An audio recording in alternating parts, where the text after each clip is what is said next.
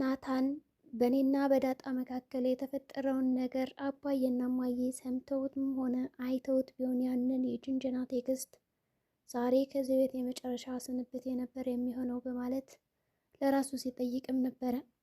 በተለይ ደግሞ አቶ ደረጀ ከዚህ ቤት ያሉት እህቶች ናቸው፣ ልክ እንደ እህቶች ያቸው በማለት ደግሞ እና ደጋግሞ አሳስቦት ነበረ። ይሁን እንጂ ይህንን በማስታወስ እንኳንም አላየው ተመስገን በማለት እንግዲህ ፈጣሪውንም አመስግኗል። አበጌ ለዳጣና ለናታን የጠነሰችው ወጥመድ እንግዲህ ምንም ሊሳካላት አልቻለም። እሷ ያንን ወጥመድ ለማዘጋጀት ብዙ ነገሮችን አውርዳ እንዲሁም ደግሞ ተሰቃይታ ነበር። ይህንን በሁለታቸው ያለውን ፍቅር እንዲሁም ደግሞ ሁሉም ቤተሰብ ካወቁት በእርግጠኝነት ዳጣ ከዛ ቤት ትባረራለች ብላ ስላሰበችው እንዲሁም ደግሞ የእኛ ቤት እኮ እየተከበረ ነው እንጂ የማንም ዱርዬ መጫወች አይደለም በማለት ደጋግማ ለእናቷ በመናገር ላይ ነበረች። ጦርነቱ በግልጽ ተጀምሯል። ናታን አሁን ላይ ከዳጣ ፍቅር እንደያዘውም ይፋ አድርጓል። ይህንን የተረዳችው አበጌ አርፋ ልትቀመጥ አልቻለችም። እስካሁንም ስትጠረጥር ነበረ። በአሁኑ ግን እርግጠኛ ነው እንደሚያፈቅራትም ተረድታለች። ፍቅራቸውን በአንድ እንዲቀጥሉማ አልፈልግም፣ ከዚህ ቤት መንቅሬ እንደማስወጣሽ ታያለሽ በማለት ዛሬም ዛቻና ጉራ ላይ ናት። በሌላ በኩል እንግዲህ የቤት ሰራተኛ የሆነችው ሰላም እርጉዝ ነች። ያሳዝናል። ከማን አረገዘችው ሊባል ይችላል። አቶ ደረጀ እንግዲህ ወደ አውሮፓ እንደሚሄድ ለባለቤቱና ለልጆቹ ከነገራቸውም በኋላ በረራይ ከሌሊቱ 7 ሰዓት ነው፣ በዛ ሰዓትም እንዲቀሰቅሱ ብሎ ከነገራቸውም በኋላ ወይዘሮ ማርታ በሌሊት ተነስታ ተነስ እንጂ በረራ እኮ አለ ብላ ቀስቅሰውም ነበር። ይሁን እንጂ አቶ ደረጀ አይ በረራው እኮ ተሰርዟል በማለት ይመልስላታል። ነገር ግን ወደ አውሮፓና ወደ አሜሪካ ይሄዳለው እያለ ግን ደግሞ ወደ ሰላም ነበር የሚያመረው።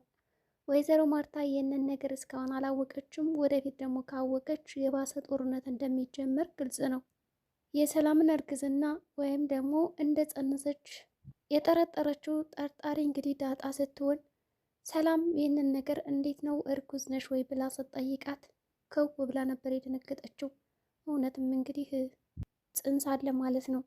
አበጌ በሌላ በኩል እንግዲህ አንቺ ከዚህ ቤት የቤት ሰራተኛ ነሽና ያለዛኔ የምልሽን እያንዳንዱ ነገር መፈጸም አለብሽ።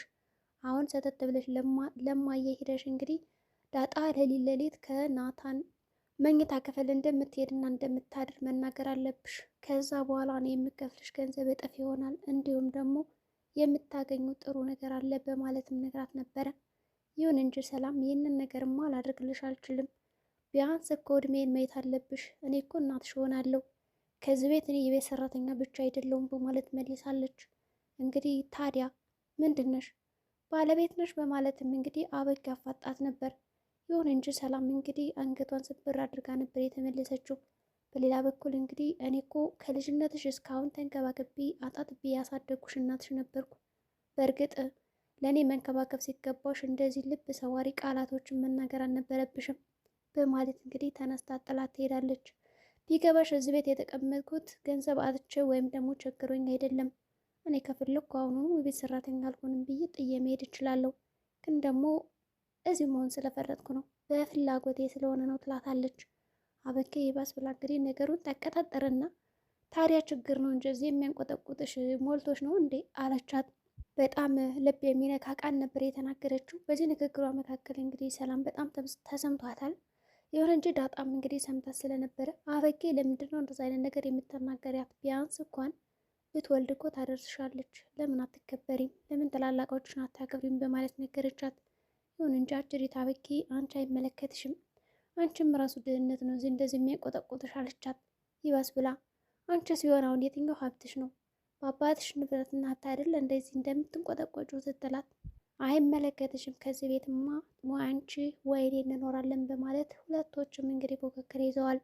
በሌላ በኩል እንግዲህ አበጌ የጠነሰሰችው ጥንስስ ለናታንና ለዳጣ ወዲያውኑ እናትና አባቷቿ ከቤት ከተመለሱም በኋላ ቶሎ ብላ የዳጣን ስልክ እንድታይላን ነበር የፈለገችው እናቷ።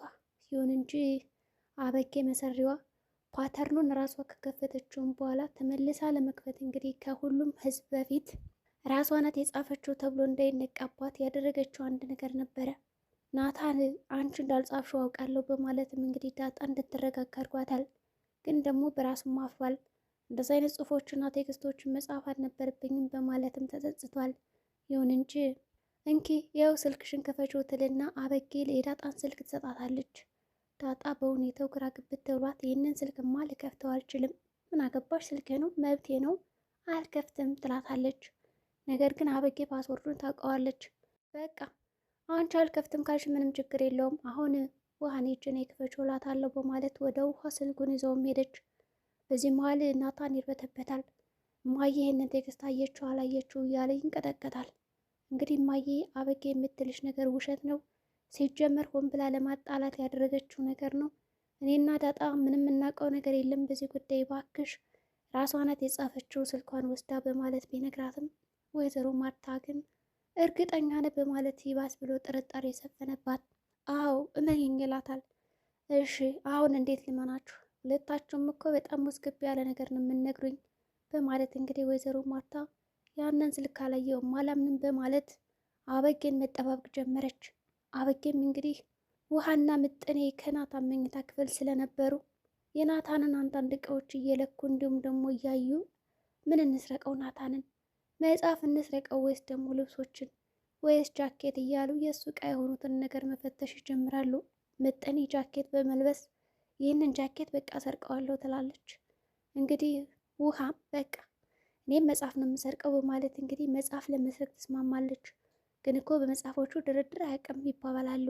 ቢሆንስ እያሉ ነው። በዚህ መሀል አበጌ ገባችና እንግዲህ ታለው ክፈችልኝ ይህንን ስልክ በማለት ከውሃ ላይ ጮኸችባት። እንግዲህ ውሃም ምንድን ነው ነገር በማለት ጠየቀቻት። ነገርኩሽ ሰይጣኔን አታምጪው ተሎ ብለሽ ክፈችልኝ በማለትም ማስጠነቀቀቻት። ይሁን እንጂ ሰይጣን አለሽ እንዴ አለቻት። ውሃም የእውነትም ሰይጣን እንዴ እንደዛ ሳጎርሳ ስታስደነግጣን ነበረ ልጅቷን። ይሁን እንጂ እሺ በማለት ከከፈተችላት በኋላ ስልኩን ወዲያውኑ ዳጣ ተከታትላት ወደ ናታን መኝታ ክፍል ገባች። አበጌ ስልኬን አምጪው በማለት 1 2 3 ብላ ቆጠረችና አስጠነቀቀቻት። አበጌ የምትሰማ ነገር አይደለችም እና ድርቅ ብላ ቀረች። ይህን ቴክስትማ መላ ቤተሰብ ማየት አለብኝ፣ አንቺና የናታን ቅሌትማ ከዚህ ቤት መውጣት አለበት እንጂ ለምን ይሸፈናል በማለት ራሷ ጽፋ እንዳላወቀ ሰው ሆና ስግጥ በማለት እንግዲህ ከዳጣ ጋር ይፎካከራሉ። ዳጣ መልሽ አትመልሽ እያለቻት ነው። በትዕግስትም ጠየቀቻት። እንግዲህ እምቢ ካልሽ የራስሽ ጉዳይ ትልና ጅሪት ዳጣ እጇን ጠምዝዝ ታረግና ካልጋው ላይ ገፍትራትም ነበር የወጣችው። ነግሬሽ ነበረ እኮ ድሮም ከኔ ከዳጣ ጋር ባትሳፈጭ የተሻለ ነው ብዬ ስንቴ ነገርኩሽ፣ አንቺ ግን የምትሰሚ አይደለሽም በማለት በአንድ ጥምዝዣ ነበር እንግዲህ አጅሪት አበጌ መኝታ ክፍል እንግዲህ ሂዳ የተወረወረችው። ይህን ያየው ውሃና ምጥኔ በጣም ደነገጡ። እንዴ ዳጣ የእውነትም በጣም ጠንካራና ጎበዝ ናት፣ ከዚህ በኋላ እኔ ከሷ ጋር መጣላት የለብኝም በማለት እንግዲህ ውሃ ለራሷ ነገረች። ይሁን እንጂ ምጥኔም ትክክል አለቻት። እንግዲህ አበጌም ከእህቷ መካከል እንደዛ ገፍትራት ስለሄደች እና ከጓደኛዋ ፊት በጣም እሳት ጎርሳለች። ተነሳችና አሁን በቃ ልትወጣ ስትል በጥፊ መታቻት። ንዴቷን እንግዲህ ከእህቷ ላይ ነው የተወጣችባት። ዳጣ ገፍትራ ስትወጣ ለምን እና እሷ ጎበዝ ናት ትላላችሁ በማለት እንግዲህ ውሃን ነበረ በጥፊ መታቻት። ውሃም አልተቻለችም እንግዲህ ሂዳ ፀጉሯን እንቅ ታረጋታለች። አበጌ ልቀቂ ብትል ማን ይልቀቃት? ምጥኔ እንደምንም አድርጋ ልቀቋት አትላቀቁ እያለች አገላገለቻቸው። ከወጣችም በኋላ ቆይ ያሳይልሻለሁ እያለች እንግዲህ እየፎከረች ወጣች። ወዲያውኑ ዳጣ ከትዬ ፊት ቁጭ አለች። ስልኩም ሲፈተሽ ባዶ ነው። ወዲያውኑ ዳጣ ድሌት አድርገዋለች። ናታንም ነፃ ሆነ። በሉ ሁላችሁም ወደ መኝታ ክፍላችሁ ሄዱ በማለት ወይዘሮ ማርታም ተናገረቻቸው። ወደ ክፍላቸው ከሄዱ በኋላ ናታን እየተርበተበተ እንኳንም ዳጣ ሜሴጁን አጣፋችሁ እንጂ ተዋርጄ ነበር ይላል። በሌላ በኩል እንግዲህ ባልና ሚስት ቁጭ ብለው እየተነጋገሩ ነው። ለምን ግን ልጃችን ድል ባለ ሰርግ ድራት ሀብቶቻችንና ንብረቶቻችን ለምን እነሱ አያስተዳድሩም? በተለይ ደግሞ አበጌ። በእርግጥ አሁን ላይ አበጌ የምጠረጥረው ከዳጣ ጋር ያለው ነገር እኔም እየተሰማኝ መጥቷል። በእርግጥ ሙሉ ለሙሉ ባይን ያየሁት ነገር የለም በማለት ለባለቤቷ ትነግረዋለች።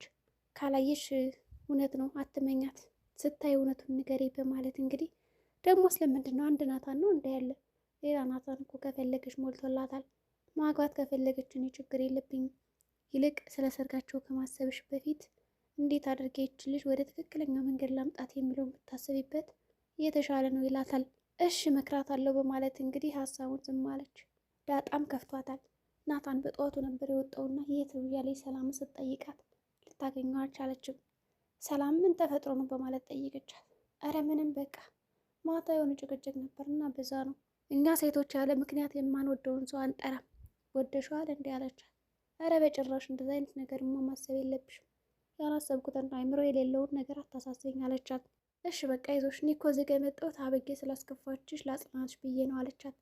ሰላምም ከሷ ውጭ እኮ ሌሎቹ በጣም ስለሚወዱኝ ጥሩ ናቸው በማለት መለሰች። በቃ ወጣው ትልና ወደ ናታን መኝታ ክፍል ስትሄድ እንግዲህ ናታን አለ። ወዲያውኑ ትክር ብሎ ያያታል። እንግዲህ ዳጣም ውዝግብ ብላለች። የዳጣ ቆይታ እንግዲህ ምን ሊሆን ይችላል? ከዛ ቤት አበጌ እንደተለመደው ወጥመዱን ከቀን ወደ ቀን ብሶባትና እየጨመረች መታለች። በሌላ በኩል ሰላም አሁን ላይ ነፍሰ ጡር ነች። ከማን አረገዘችው? ዳጣ ባላለሽ እንዴ ብላ ስትጠይቃት በጣም ደንግጣ ነበር። ከአቶ ደረጀ ይሁን እንዴ? ይህ የኔ ጥርጣሬ ነው። የዛሬው ቪዲዮአችን ይሄን ይመስል ነበረ። በቀጣይ ቪዲዮ እስከምንገናኝ መልካም ጊዜ ሆነላችሁ።